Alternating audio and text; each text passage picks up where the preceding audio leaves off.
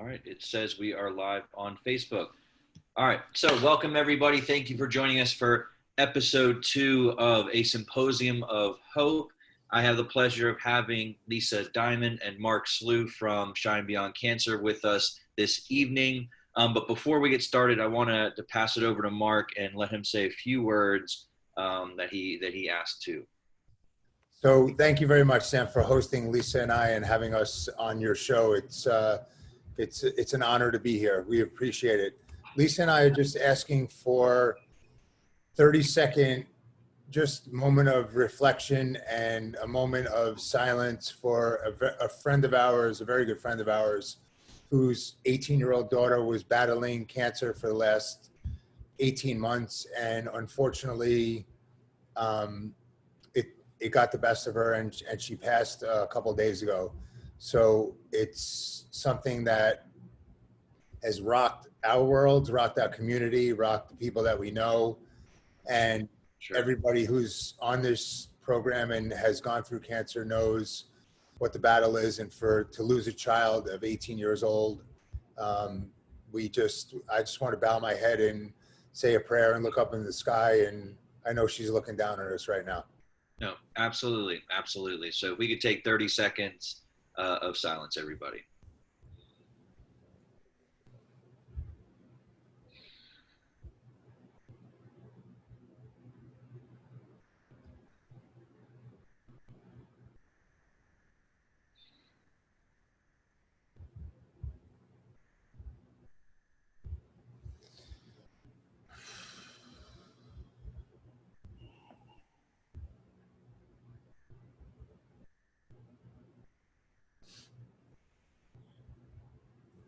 Thank you, Sam. No, absolutely, absolutely. And Marc, condolences out to the family. I'm sure it's a very rough time, but anything we could do to help. And that's something I'm very grateful that you honestly brought that up, because it's one of those things that a lot of people, us as a cancer community, have to stick together. Be able to support each other, and that's ultimately why I'm putting on this event. For those of you who didn't get to see our first episode or really been kind of update on what we're doing. This event, I decided to put this on, a few weeks ago. I had this idea because in this tough time that we're living in, very uncertain time, there's all this, stress and everything else going on with COVID. I was like, you know what, we need something to give us hope, and we need to come together. And I feel like this type of event, now more than ever, we need to, hear these inspiring stories and, see these people who've gone through cancer. And you guys didn't just beat it, you've been thriving since. And I know it's more than just a simple little bout with cancer. You guys have an incredible story, and that's what we really want to hear this evening. So I'd like either one of you two to really, or actually, take a second, introduce yourselves real quick. I'd like everybody to know who you are, and then, whoever wants to take over and jump right in, let's go. That's usually Lisa's point, so go ahead. Yeah, I'll go first. So, hi everybody, and Sam, I applaud you for putting this whole thing together and just creating the awareness and offering the hope. I think anybody that has been touched by cancer, hope is at the top of the list, and faith. And so I am Lisa Dimond. I am a little over 7-year cancer survivor. I had a rare form of breast cancer, late stage. Diagnosed in 2013, and totally healthy when it happened. Hadn't been to a doctor in 9 years. I got through the treatment pretty okay. I had a surgery. I had a radical bilateral double mastectomy on a Friday. I own a health and fitness studio. And on Monday after my surgery, I was training clients. I rebounded. I was healthy. I went through chemo, radiation. I did a lot of alternative and holistic complementary care to traditional treatment. But I knew that I had an aggressive cancer, and I had to go that very dramatic route. Yeah. I also, at the time. I'm sorry. So just a quick question to me to interrupt you. Like, what's your life before cancer? So you say you owned a fitness studio, so you were healthy. This was kind of out of the blue. So how'd you really, how'd you detect that? What kind of was going on? And because it was a late stage, you said, so it wasn't like just out of the, tell us a little bit about that. Yeah. So it was in 2013. I actually started my health and fitness studio in March of 2013, and I was diagnosed 2 months later. But I had been living that path. And like I said, had not been to a doctor for anything, a cold, flu, nothing in 9 years. And I live in Naples, Florida, and, I'm at the beach all the time, in a bathing suit all the time. And I noticed that I had this like hard spot on my breast, and it wasn't a lump. It wasn't what people traditionally feel when they get diagnosed with breast cancer. They feel a lump and they say it's kind of like, feels like a pea or whatever. Mine wasn't like that. And a friend of mine who, very close friend, was a nurse. And, I said to her, like, what do you think this is? Like, what should I do? And she's like, and at the time I had implants, and she said, it feels like your implant is encapsulated, which can happen. They were 10 or 11 years old. And so I scheduled an appointment with my plastic surgeon. And I had an appointment I called on my birthday in March of 2013, and talked to the nurse. And she said, yeah, actually that happens a lot. And, let's bring you in and find out what's going on. And by the way, our first appointment's in May. So I went from March to May, went to my appointment thinking I was probably going to get new implant. Like I was going to get, new boobs. And he and I the plastic surgeon and I had a conversation, and, sent me to the exam room. He came in and literally within seconds turned to his nurse and said, order an ultrasound and mammogram stat. And in my head, and I write about this in our book, Shine Beyond Cancer, in my head, I'm thinking, the only time I've ever heard the word stat is like on not a good thing. On a doctor show when someone's dying. And so that was on a Thursday afternoon, and Friday morning I had the very first appointment for a mammogram and ultrasound. I had the mammogram first, and then they did the ultrasound, and then they took me back to the the radiologist's office. It was dark with just screens of images that I assumed were my breasts. And he showed me the mammogram first, and he said, there's nothing on the mammogram. And for like a split second, I was like, huh. And then he showed me the ultrasound, and he said, I cannot rule out cancer. And he handed me a yellow piece of paper, and he said, you need to see a breast surgeon. And I remember standing there in the dark room with all these images, and I was like, I don't know how to do that. Like, what do I do? Like, who do I call? And I literally do not remember leaving that office. I do not remember getting in my car, and I do not remember driving home. So what else?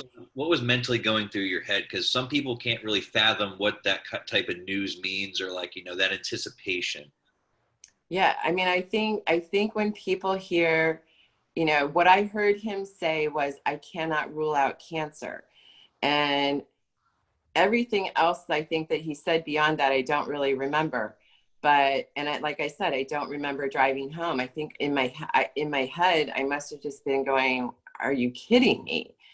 And fortunately, I have two very dear friends that I've known for, 16 years that are in the oncology business. They're in the radiation oncology business. So I texted one of my friends when I got home and I said, if you had to see a breast surgeon, who would you recommend? And he literally, like, within 5 seconds, called me on the phone and he said, why are you asking me that? And I said, well, here's what just happened. And then and then that's the roller coaster ride. You literally at that point, and I think anybody who's watching this that has gone through it, Marc has a different version of his story, but I think it's the role that you stepped onto the ride and now you're going like this. And then the rest of the journey is just like this. And, before that, like, life was great. I was living my best life. I remember January 1st, 2013, waking up. I had lost somebody very dear to me in December of 2012 to cancer. I had ended a relationship. I woke up January 1st, 2013 and said, this is going to be my year. And it was, to a certain extent. And, Marc and I say this all the time. I wouldn't wish it on anyone, but I am grateful that I had the journey. And we could go into that like a little bit later. We'll definitely but get at the time I had my daughters. I have 2 daughters. They were 15 and 18. And so I had one just finishing her freshman year of college and one, finishing in high school. And here are 2 young girls who, it was the toughest moment of everything that I went through. The toughest moment was telling those 2 girls that I had cancer. It broke my heart. I'm sure. I know there's a lot more. So, like, tell us, what it's like, the treatments and going in for appointments multiple times a week and things like that. So how are you able to manage, having, 2 daughters and doing all of that and running a business? That's just crazy. Yeah. So I made the choice and I vowed to myself, to my daughters, and to my close circle of friends that cancer was not going to define my life. And again, Marc and I talk about this all the time. It didn't. It gave me a better definition for my life, but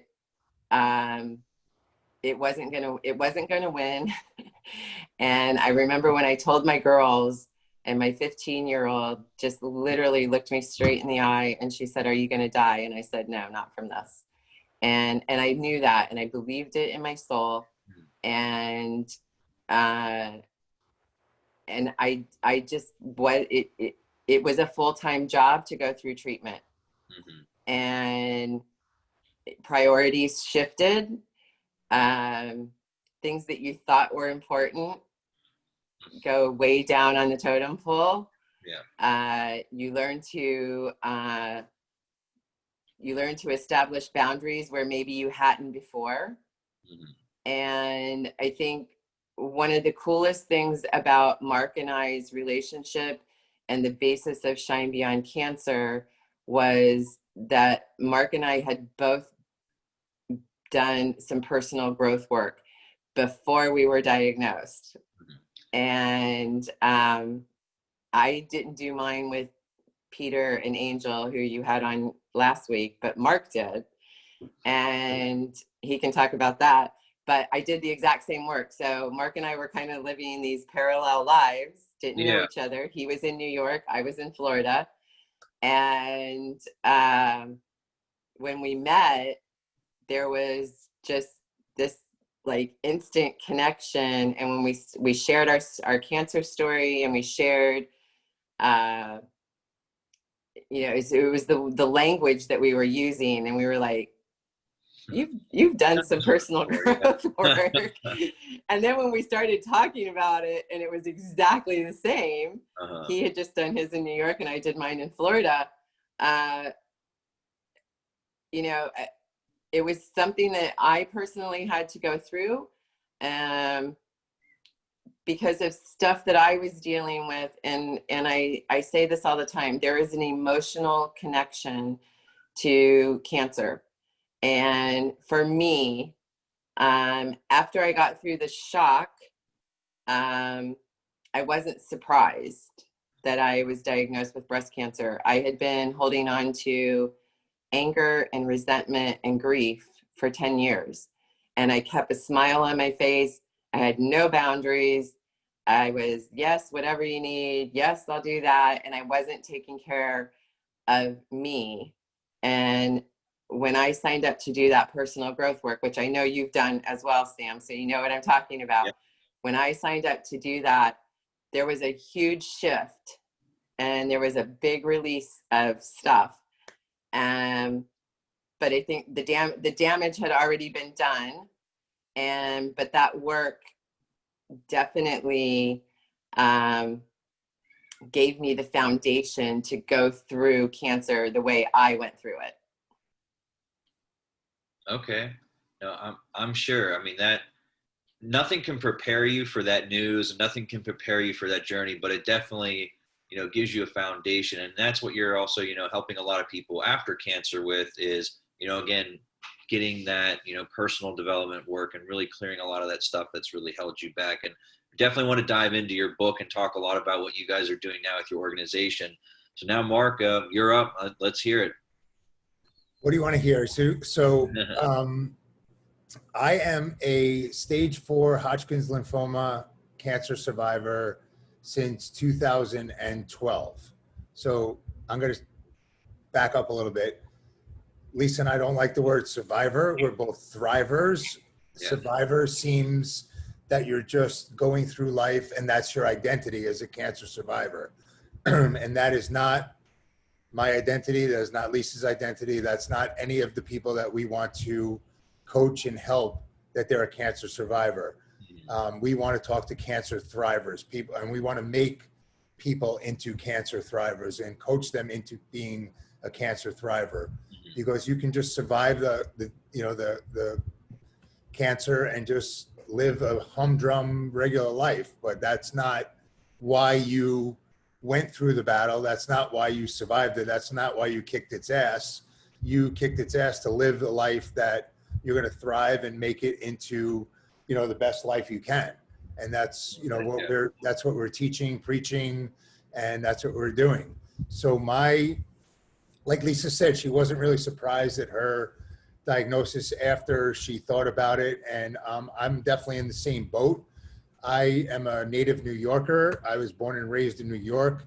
And I worked on the New York Stock Exchange. I had my own business on the New York Stock Exchange, and talk about high stress, high pressure, intensity. First of all, being a New Yorker is intense. Second of all, working on the New York Stock Exchange is intense. And then 2001 hit, and Danielle and I, my wife and I, were business partners. We had our own business on the floor, and we had an apartment 4 blocks north of the World Trade Centers, and the New York Stock Exchange was 4 blocks south of the World Trade Centers. So our whole life was in that 10-block radius of where the disaster happened. So when the planes hit, when the 9/11 happened, Danielle and I stayed, and a lot of people, left the city. We stayed. We volunteered in the pit. We were volunteers for the first 6 days until the New York Stock Exchange reopened. I lived there and worked there and volunteered there for the next 6 years. So in the beginning, when I got diagnosed in 2011, back up to 2006, I had a heart attack. So that was like a precursor of my health issues that were going to coming forward. 2011, I got diagnosed with the Hodgkin's lymphoma after basically falling down a flight of steps in December, right around Christmas time, December 2011. I fell down a flight of steps, landed on my iliac bone, which crushed my iliac bone after I saw x-rays. And from that day on, my health took a whole 180-degree turn. I guess the cancer was in my body and it needed somewhere to, or some spark to really come out.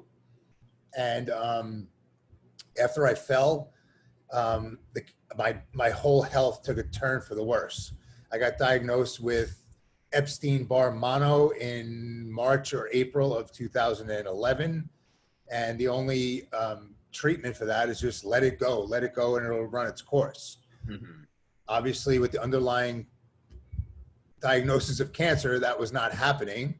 I was getting worse and worse and worse until I finally went to the emergency room at New York Presbyterian Hospital in Manhattan. And the nurse and the doctor just looked at me and said, "Sir, I have bad news for you. There's cancer in your body. I don't know what it is, but there's definitely cancer in your body." Wow. So to me, the diagnosis was not really a shock. To me, it was, thank you. Now I have a plan. Now I know what it is, because I felt like crap for 7 months without any reason why.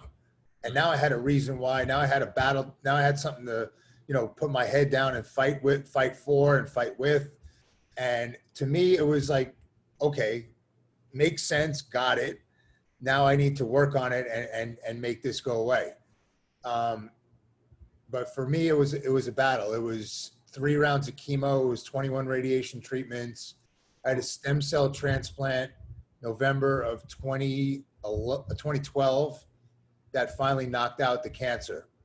And like Lisa said, looking back at why it happened, I used to blame and always like my story was 9/11 caused my cancer, the dust cloud, blah, blah, blah, all that stuff that was a contributing factor, yes. But what caused my cancer, in my opinion, like Lisa said, is the emotional stressors that caused my heart attack that was still there, that I never, ever released. I never talked about. I never let it go. I never talked to a therapist. I just was still, after the heart attack, keeping it inside. And it had to come out eventually. And it came out in stage 4 Hodgkin's lymphoma and kicked my ass for 18 months. But after the stem cell transplant, I lived in New Jersey for a little while, and Danielle and I moved down to Naples in 2016 for a reset. I needed a whole, out of the Northeast, out of the weather. I needed a reset. I moved to the paradise in Naples, and it's been 6 years of just growing and just loving where I am and feeling better and no more stress, and just, and it's gone. It's always going to be gone, because I know how it came and I know why it came, and I'll never let that happen to me again. And, now living and working with Lisa and finding, a soul sister that we have the same story. Like she said, we went through the same coaching. We talk the same language. We're both very contribution driven. That's both of our lives. We want to help as many people as we can, to the detriment of both of us. I could say that, money wise, time wise, whatever. We're a yes. If somebody asks us to help out, we're always a yes. And that's the way I want to live my life, no matter what, going forward, helping as many people, especially who are suffering through cancer and the after effects of, like, I don't have to tell you, Sam, I don't have to tell Lisa, of the financial, the emotional, the career, everything, the spiritual aspect of what just happened to you and what's going on in your life. Mm-hmm. Absolutely. That's incredible. You guys, and that's something I definitely want to get to, because it sounds like for both of you, one of the big shifts, and it wasn't so much you just, starting taking care of your bodies a little bit better. It was a big mindset shift. It seems like, when you got diagnosed with cancer, like you really decided to really start focusing more within and doing a lot more, internal work. So I'd love to kind of hear, tell us what you guys start doing different after cancer? How did that really change your life, after you were done with chemo, radiation, all of that, surgeries? Tell us a little bit about what you're doing fitness wise, nutrition, like, 'cause I know we also are part of, isogenics, and we do a lot of all sorts of work. So I want to hear what you guys did on a physical level. Then I want to get to that mental All aspect. right. Oh, physical first. Lisa will take over. I just wanted to say that we all did the work that we did, and God has a plan. There's no doubt about it. God had a plan for me. I graduated, Sam. I graduated leadership January of 2011. I fell down the steps December of 2010. So I was there to do the work for this. Like God said to me, get in there and do this because something's happening. So if I did not do the personal work that the three of us did, I don't know where I would be, because my mindset was changed. My mindset was different. It was a 180-degree change in my thinking, in my believing, in every. I don't have to tell you, you've been through it, but it happened simultaneously. And there's, if people don't believe in the higher power, I do, because if it wasn't for the higher power of me going through that, I wouldn't be where I am today. Yeah. So a couple of things. I mean, again, I don't know that I would have gone through that whole process of diagnosis and treatment without having done that personal development and emotional coaching. And it wasn't easy. I mean, there was, but that is why, I think that's why everybody that hires a coach, whether, Sam, you and I are in the same business, right? Fitness. Whether somebody hires us to help them with their fitness goals, or somebody wants to take their life to another level in any area, whether it's, business or finance, or, just personal development, or, physically, you go to another level when you have accountability, and you have coaching, and you have someone who's been there, done that, and got to the other side. And I mean, obviously, Sam, like what you did when you went through your cancer, like, I mean, kudos, because I wasn't doing that. I was running a business. I was starting a business. I mean, that's stressful in itself. And then, you're going to chemo. And I had aggressive chemo. I went every other week, not every 2 weeks, like most people do, 33 radiation treatments.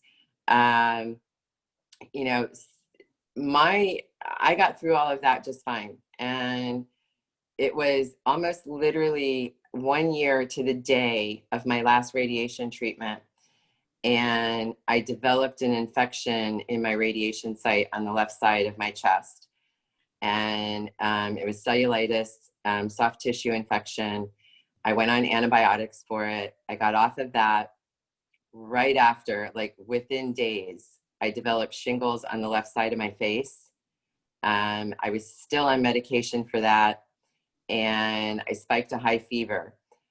I spiked a fever on Wednesday. I still went in and trained my clients all day on Thursday, all day on Friday, half a day on Saturday. And my fever by Saturday evening was 104. On Sunday, I went to the emergency room, and they ran all kinds of tests, couldn't find anything, gave me Levaquin and sent me home. And 3 days later, my fever was back up to 104, and went to my primary care doctor, pulled the records from all the tests that they had done in the emergency room. And she said, I'm sending you to the hospital. You have E. coli in your bloodstream. and it had already gone to the lining of my heart. I was septic and spent almost a month in the hospital and almost died. And I'll be honest with you, at that point, I wanted to die. Like, I couldn't believe that I had gone through everything I had gone through. You know, the light went out when you said that. Do you know the second you said you wanted to die, the light went out? On my computer, yeah. Yeah. Did That's you notice that? Yeah. That's crazy. There's something going on there. That's crazy. But you know, I mean, I think one of the things that Mark and I that we do, and that it's not easy for either one of us, by the way, because we're typically normally very like quiet, private people, is you know, when we wrote the book Shine Beyond Cancer, we made a commitment to be completely open and vulnerable. And it took us a while to get used to being on camera and talking and sharing.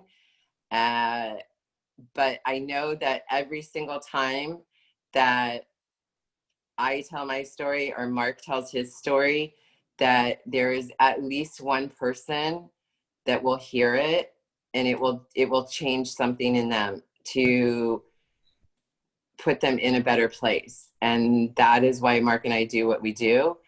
I got through, obviously I'm here, I'm very healthy and very alive and very happy. And, but it was a struggle. I mean, that was the biggest struggle. And, you know, I got out of the hospital.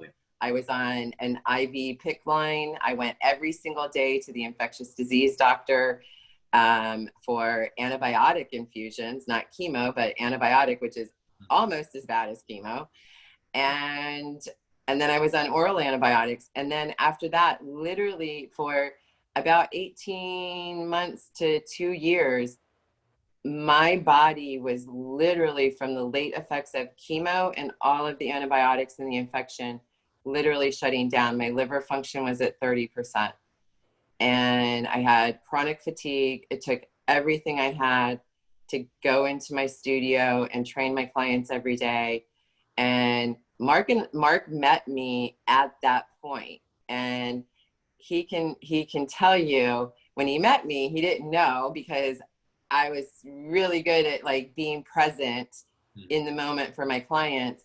But the second I went home, man, I was done. And it was horrible. And I literally had no life.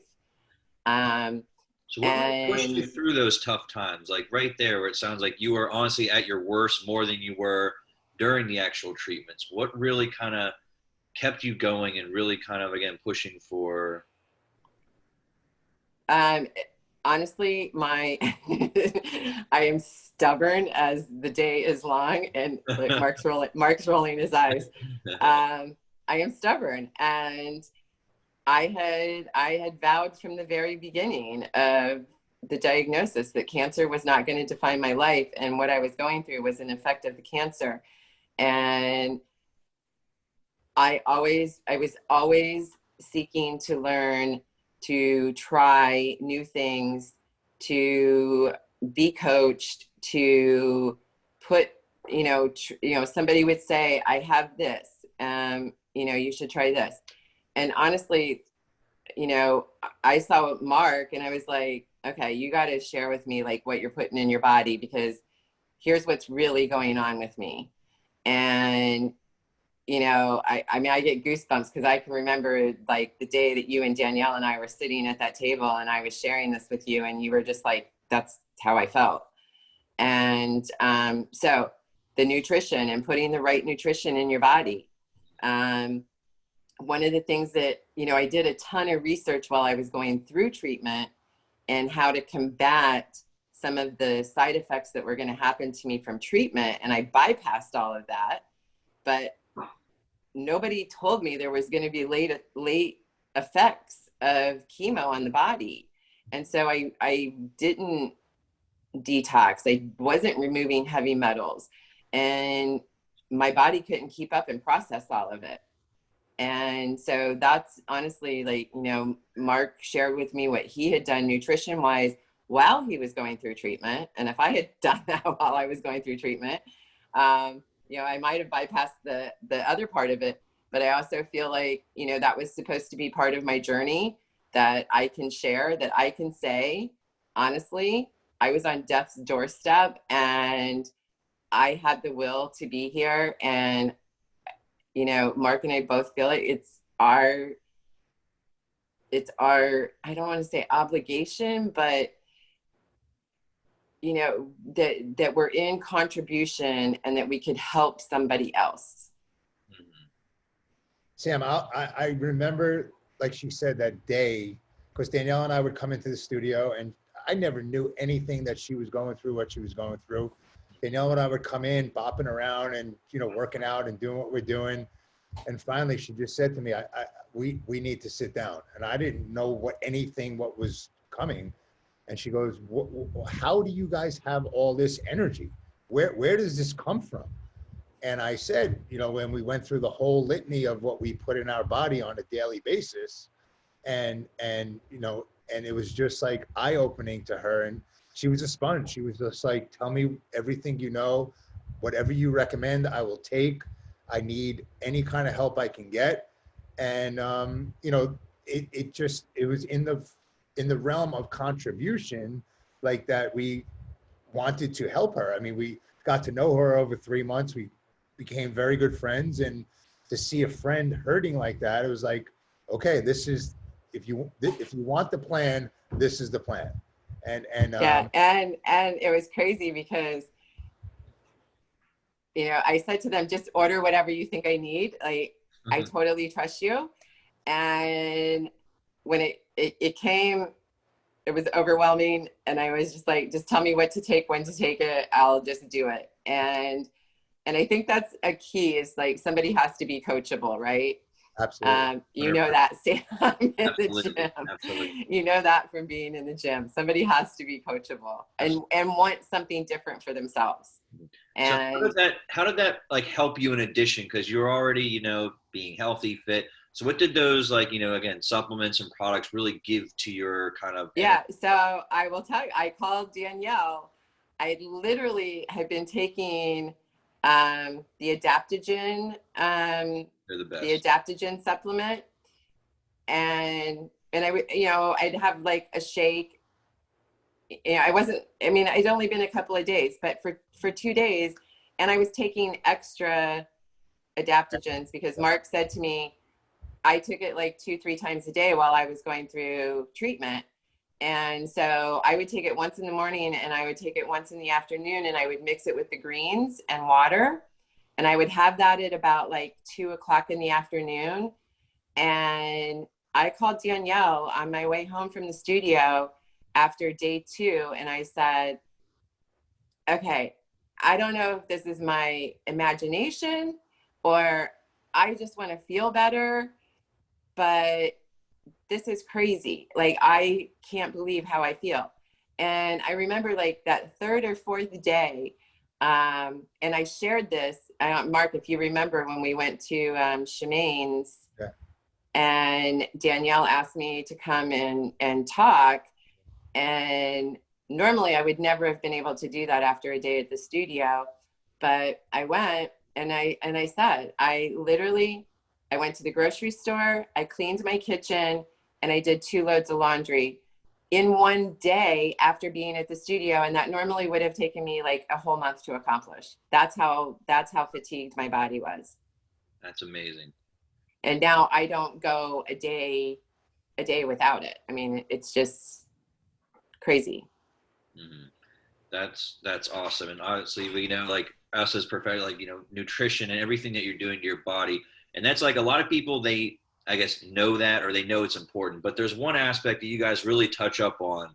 And it's something that I feel a lot of people don't think about. And that is the emotional aspect and, you know, that mindset that you guys have, but it's taking mindset to another level deeper, where you guys are doing a lot of really, I'd say, subconscious work and really work on building new habits.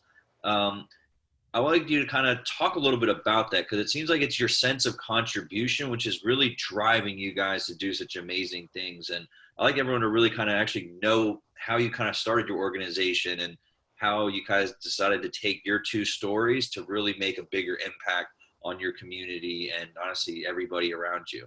So Sam, we're very big proponents separately of alternative medicine. I mean, between us, we've done Reiki and massage, and she did Frequency.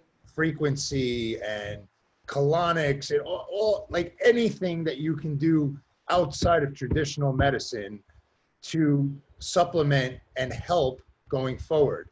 And meditation is a very big key for both of us.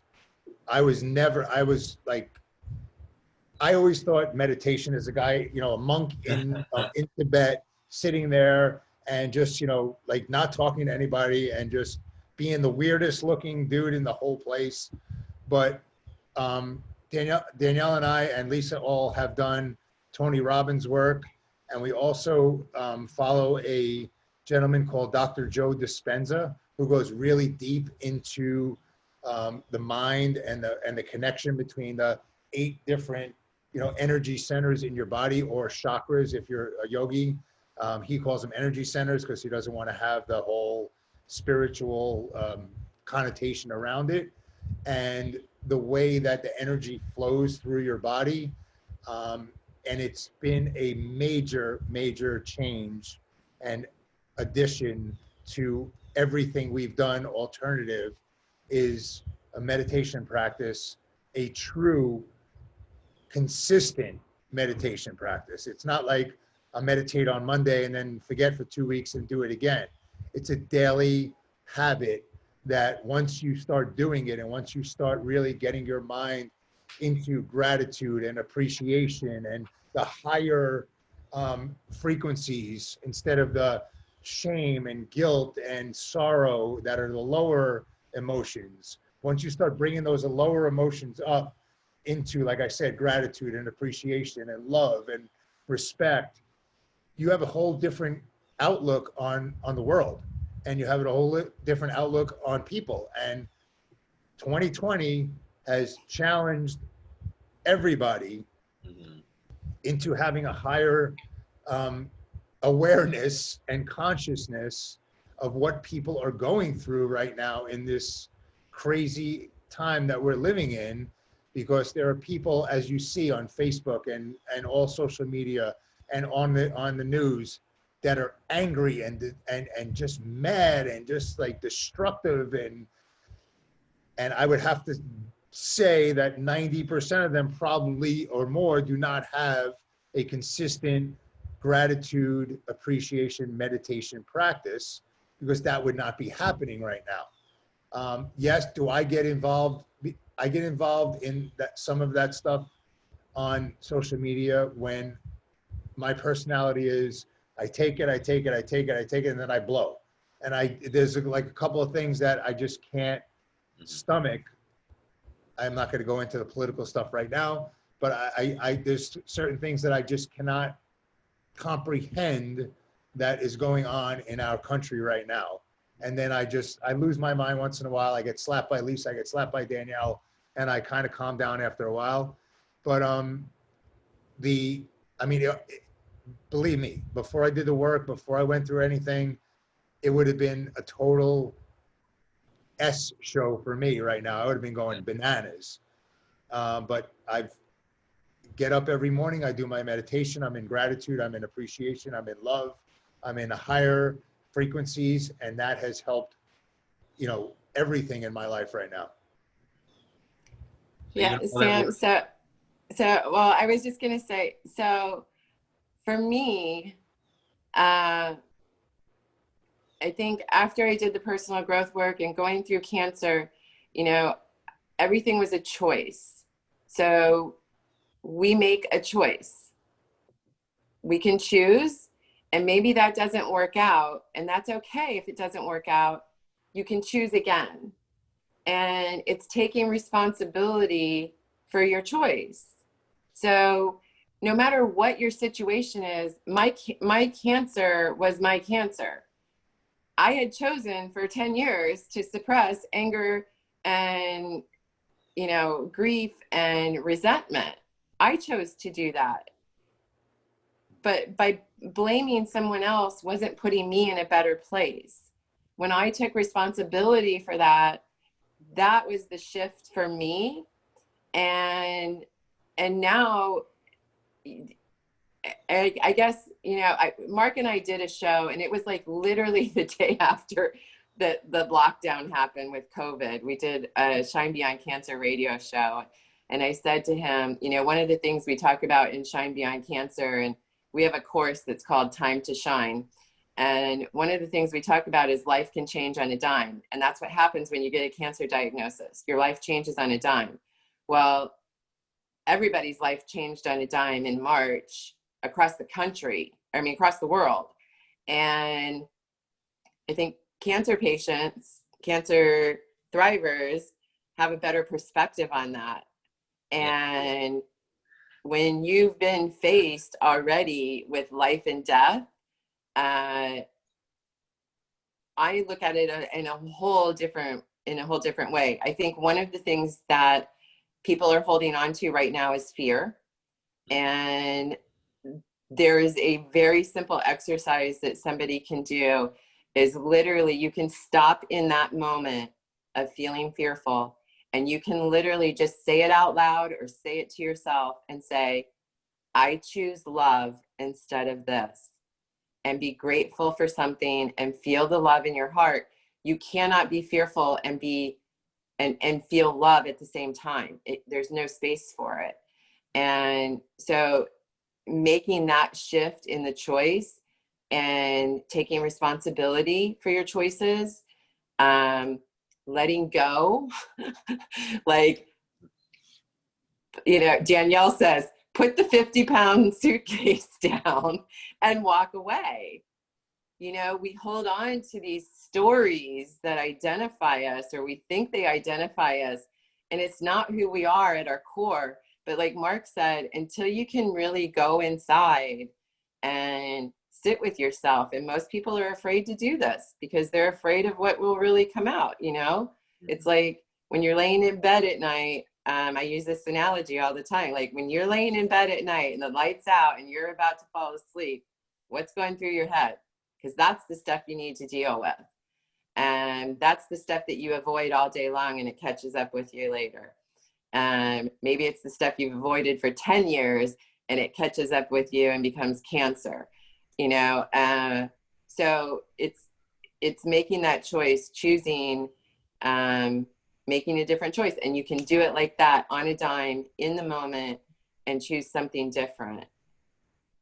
Sam, we've hijacked your whole hour. So you have any questions for us that we want to? No, honestly, I love it. That was gold what you were dropping right there. Cause I was just letting you go. Cause that was actually the next question of mine. Is like, I really want to let people know, and this is not just for cancer survivors. This is for everybody who's going through COVID. Cause I'm sure us three, we could actually talk about this for a lot longer and have a discussion, because we know what it's like, because we've been giving a far worse percentage of, you know, chance of survival. We know our perspective is very different on this. For a lot of people who aren't used to that, this is a really big shock to their life. And, you know, a lot of people lost their jobs. I mean, we're both in the fitness industry. We're the first ones to get, you know, closed. Like there's all this stress, and it's impossible to avoid it. So how can one, like, at least you gave great tools for people, you know, to do, like, what could somebody do? What could they start, like, right now, if they wanted to make a decision to better their lives? Where would you send, like, where would they, like, best get started? Yeah, I would say what Marc said is start literally with just being grateful. So, you know, whatever that looks like is, you know, waking up in the morning. I'm going to share, like, I always have it right here. No, so this is one of my all-time favorite books. It's called The Magic. And it's a 28-day, I've given that book to so many people. It's a 28-day gratitude practice. And it takes you read one chapter every day. That's it. And the chapter is like 2 pages long. Oh. And it gives you a practice. And then the next day you do the next chapter for 28 days. It will absolutely guarantee you change your life. I've been doing this for... The best part is that myself, because I've been actually kind of... Yeah. Once you do it and you go back to the first page, and After you do 28, you're like, okay, it's over. No, you go back and your life has changed so much that it's a whole different perspective on the page 1, page 2, page 3. So it's continuous. It's not like just 28 days and throw it in the garbage. It just No. I have had this book longer than 7 years because I did it before I had cancer. And I will tell you, it was very difficult for me. It has you come up with 10 things that you're grateful for. And why? Because you want to put feeling. Emotion is what drives us. So if you can feel, and this is part of the meditation that Marc and Danielle do and that I do, is that if you can feel, the brain doesn't know if this is happening in real time or not. It doesn't know if it's happening at all.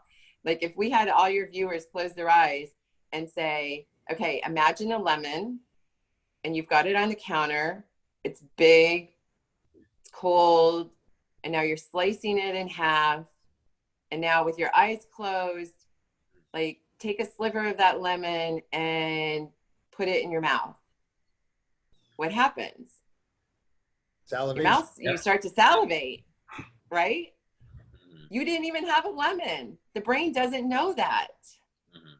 And so you have all the control of your life. You have Yeah. all the control of your life. You just have to control this. And that's You're where right. the mindset comes in, Sam. Sam, is, but if you can be, I remember when I first started that magic book, I have every notebook that I've ever done when I've done this book. I mean, I had to be literally just thankful for the sky was blue. The sun was out. I could hear birds chirping. Like, and then as Marc said, it just progresses and it gets so much deeper. And when you're in a space of gratitude, appreciation, love, and joy, there isn't room for fear to control your life. Mhm. And again, you have all the control of that. And it's Yeah. one of the things that we teach in Shine Beyond Cancer. The most profound thing that Lisa said and everything she said, well, one of the most profound things is that you have a choice. It's a choice to be grateful. You can be angry, you can be mad, you can be, an a-hole, but you can also choose gratitude, appreciation, and love. And like she said, you choose like that, changes on a dime. And if you want it, if you want to feel different, if you want to be different, choose to be different. Mhm. Just like that. You can. Power of choice. It's something that's so amazing that a lot of people think they're stuck in this situation because of all of this outside stuff, but you have that internal power. Yep. And that's something I know you guys convey a lot of this, mindset, mental in your book. And then I heard you said you have a course now. So people are able, where could they actually go to find these two things? All right. So, one, the best way to find us, the fastest way to get to us is through our Facebook page, which is Shine Beyond Cancer. We also have a free group that you can join. It's called Shine Beyond Cancer. Survivor. What is it called? Survivor to Thriver. No, Survivor to Thriver. And that's a free group. We have lots of tools that we give away in there. We actually we have a link on our Facebook page in our group where we've actually given the course away for free. It's an 8-module course. There are videos that you follow that you can do at your own pace. You get a workbook with it, and it takes you through 8 different practices. We also, Marc and I have a dear friend who was our original and favorite meditation coach, Angela Sanders, and she actually recorded meditations for each module. And so they can, you get those meditations as well with the course, and it's free. So that's the fastest, easiest way to get a hold of us. The meditation sets up each module. So Angela gets you in the right Headspace. headspace to get going. And you know, Sam, between the three of us, and you know this, Lisa and I live our lives by the work that we did. So a lot of the work that we wrote in this book is similar to what you and I and her have done in this work, because it was so profound in our lives and so life-changing that we want to bring it to as many people as we can, and especially people that are going through or done with the cancer treatments. And this is the reason, one of the reasons why we started Shine Beyond Cancer, is that when Lisa and I were going through treatment and Facebook was kind of starting, and when we were after and done with treatment, we were on all different Facebook groups and trying to get help and inspiration. And we found, just us, we found these groups were mostly negative and mostly like, woe is me, and mostly like, you know, feel bad for me, and just story after story after story. And we were like, that's not what we want. That's not what we're going on. We want to find something that's inspirational, that can help, that can contribute. And we couldn't find it. So we're like, you know what? You can't find it. Start it. So we started our own, and what we put out there is helpful, mind-provoking, and also is in contribution to other people. Like Lisa said, we gave so much, you know, we gave so much away for free. It's like, we just want people to feel better, look better, and just be better. And that's what we started the Shine Beyond Cancer for. It wasn't to make, you know, life-changing money. It was to be in contribution, basically. That's amazing. You guys are doing awesome stuff. I mean, that course would really actually interest me as well. So, I mean, I'm sure there's a lot more that's going to be coming up. So anybody who's interested, definitely check out. You can go on Amazon and get their book. I got it. I mean, I remember pre-ordering it and going through that book. So for anybody else listening who is a cancer survivor, they are a great organization. Definitely check them out.